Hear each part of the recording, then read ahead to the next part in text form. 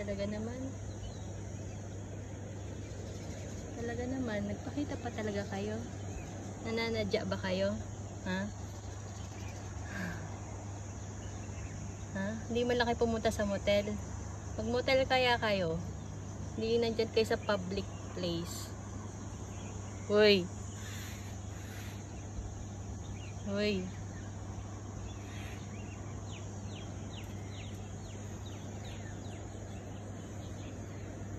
Pa-ID naman, anong klaseng hayop to? Pa-ID. Tagal naman yan. Bilisan nyo. Oh, meron pang gusto mag-eksena. Okay.